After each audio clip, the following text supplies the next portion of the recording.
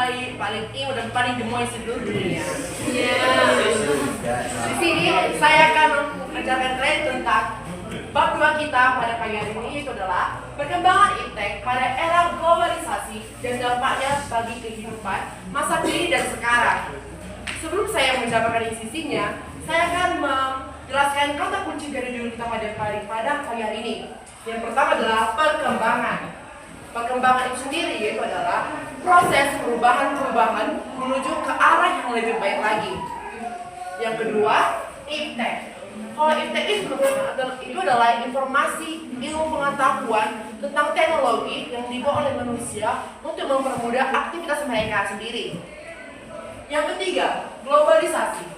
Globalisasi itu adalah mencakup lingkup dunia, semua antar negara tergabung. Yang keempat, itu adalah dampak. Dampak itu adalah pengaruh. Di sini saya akan jelaskan dampak-dampak dari perkembangan iptek pada era globalisasi. Perkembangan iptek dia secara globalisasi. Globalisasi itu menurut KBBI itu adalah proses masuknya ke ruang lingkup dunia. Dan ternyata teman-teman, globalisasi itu sudah ada sejak tahun 1980-an.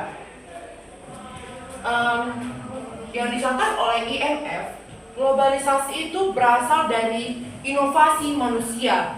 Contohnya seperti penemuan-penemuan. Contohnya seperti ATM, handphone, dan mesin cuci.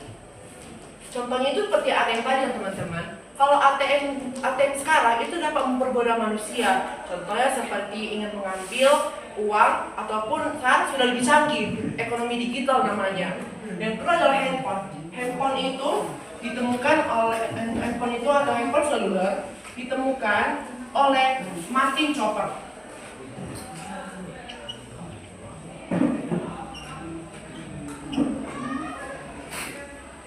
Dialah yang pertama kali menemukan handphone seluler atau handphone genggam.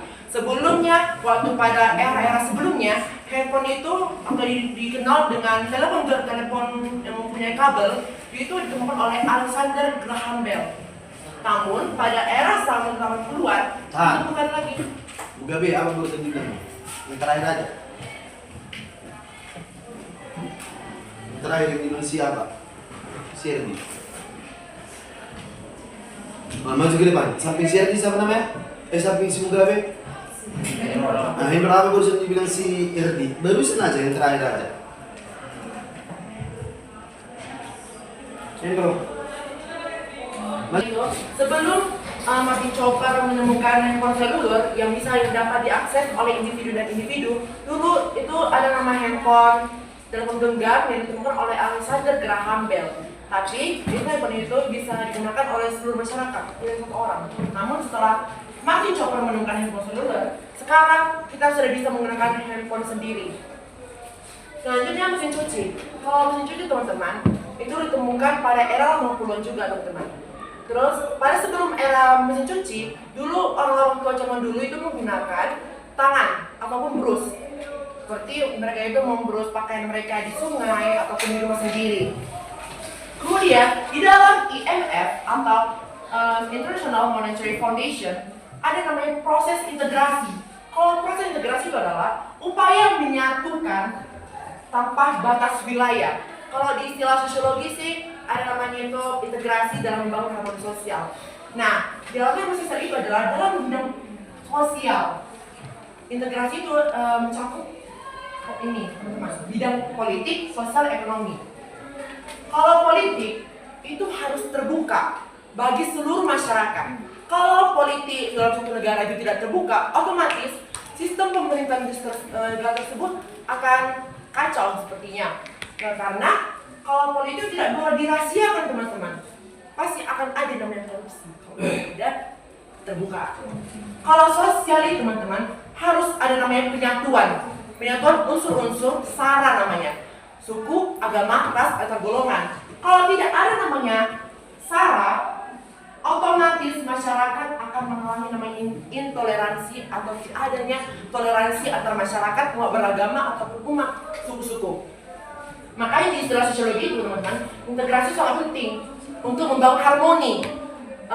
selaras semuanya. Kemudian ekonomi, kalau tidak ada penyatuan, otomatis masyarakat yang memiliki ekonomi yang lebih tinggi ataupun masyarakat yang memiliki ekonomi yang rendah akan terpisah-pisah. Akan ada namanya itu seperti piramida, guys, teman-teman. Ada golongan atas, golongan menengah, dan ada golongan bawah. Padahal IMF itu di dalamnya tuh ada integrasi. Kalau nggak ada integrasi, maka ada namanya piramida. Itu yang membeda-bedakan masyarakat golongan atas, menengah, dan bawah. Dan perkembangan IT itu, teman-teman, dilihat dari segala bidang. Yang pertama ada informasi, komunikasi, kedua ekonomi atau industri, yang ketiga ada sosial dan budaya. Di sini, teman-teman, ada nilai plus dan ada nilai minusnya. Yang pertama, informasi dan komunikasi. Kalau semakin berkembangnya teknologi untuk informasi dan komunikasi, otomatis masyarakat akan lebih mudah mendapatkan informasi. Contohnya seperti Google, AI. Namun, ada juga nilai negatifnya, nilai negatifnya. Yang pertama, akan ada namanya penyebaran hoax yang belum tentu benar yang dapat memicu konflik antar masyarakat. Jika tidak digunakan baik, otomatis akan memunculkan konflik ini, teman-teman. Dan juga ada lagi bisa memicu namanya itu pertengkaran teman, saling menyindir di dalam alat komunikasi itu. Contohnya kayak dia tidak suka kepada si A, dia akan mengadu domba. Yang kedua itu adalah ekonomi atau industri. Nilai positifnya dalam ekonomi itu bisa seperti ekonomi digital, memudahkan dalam transaksi seperti QRIS. Apalagi pada era zaman sekarang, era Gen Z, banyak orang-orang itu lebih memilih QRIS. Karena kayak sekarang kan lebih susah pakai tunai, menghitungnya lama. Kalau misalnya QRIS itu langsung, guys, cuma tekan udah siap.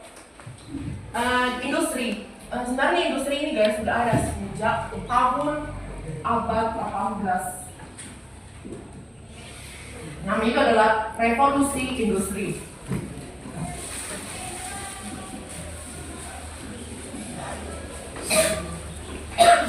Contohnya penemuan-penemuan seperti alat pemintal benang.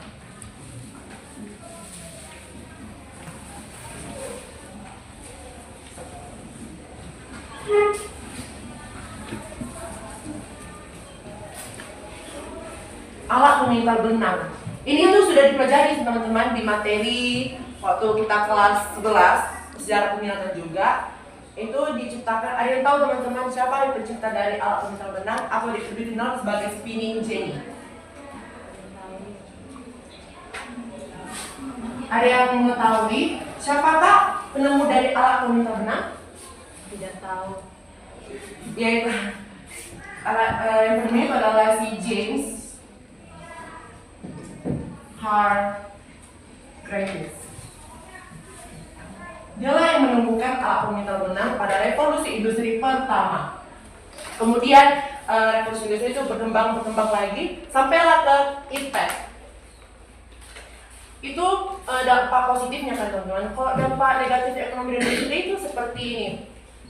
Kalau makin berkembangnya IT, otomatis mesin-mesin dan robot-robot akan berkembang.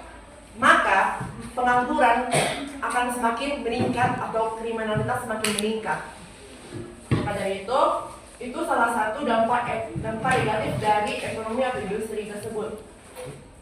Seperti zaman sekarang banyaknya lapangan kerja yang sudah tidak tersedia lagi. Banyak perusahaan-perusahaan lebih memilih menggunakan mesin-mesin aja daripada manusia, karena manusia membutuhkan gaji ya kan. Kalau misalnya mesin-mesin aja sudah tidak usah lagi repot perusahaannya. Itu dampak negatif dari ekonomi dan industri. Kemudian ada sosial atau budaya. Kalau di dalam sosial budaya itu, teman-teman, banyak dampak negatif dan dampak positifnya.